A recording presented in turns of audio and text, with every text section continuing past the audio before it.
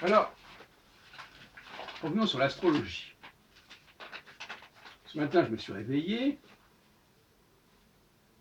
avec une nouvelle représentation des choses au niveau de mon astrologie stellaro-planétaire. Je me suis aperçu que les conjonctions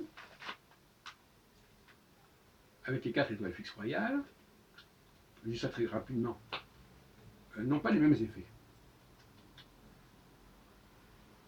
Et j'ai tenu de penser au songe de Pharaon avec les vaches maigres et les vaches grasses.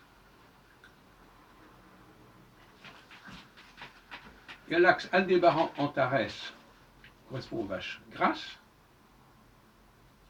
et l'axe Régulus-Pomalo qui correspond aux vaches maigres. Qu'est-ce que ça veut dire? Ça veut dire que les vaches grasses, c'est quand la personne voit son potentiel social, son rayonnement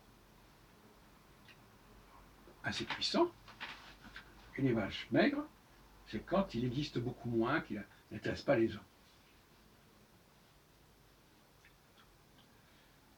Alors,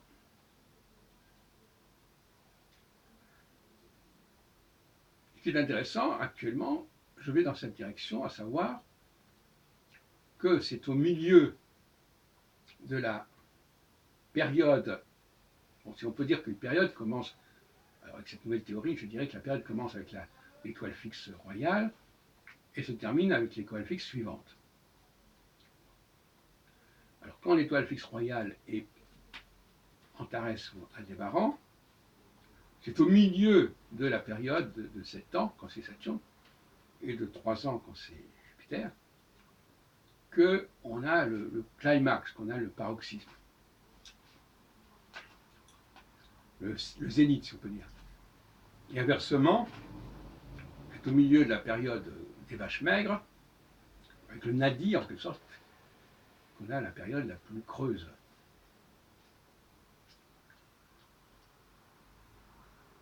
Alors, ce qui va distinguer Saturne et Jupiter, c'est tout simplement leur cycle.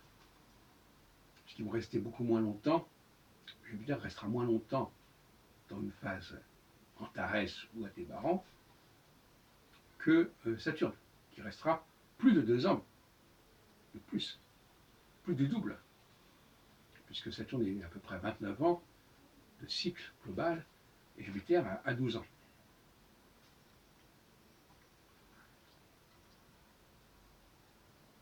Donc l'idée, c'est un peu comme pour les phases de la Lune, si vous voulez. On s'intéresse à l'axe syzygique, comme on dit, nouvelle Lune, pleine Lune, et on s'intéresse beaucoup moins aux demi-lunes qui sont entre les deux. Souvent, on s'intéresse plus au solstice, à l'axe solstitial qu'à l'axe équinoxial. Même si chez les Hébreux,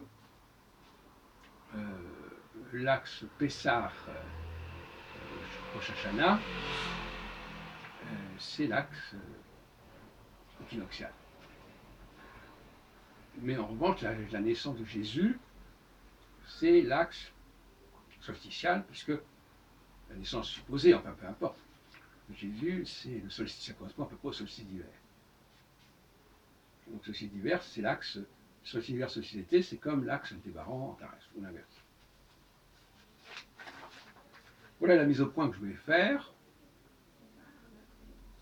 Et voyez-vous, c'est dire que la recherche en astrologie, c'est quand même laborieux, parce qu'il y a tellement de paramètres qu'on peut combiner dans un sens ou dans l'autre, à la fois astronomiquement, à la fois symboliquement, à la fois sémantiquement, que c'est progressivement qu'on arrive à trouver la clé.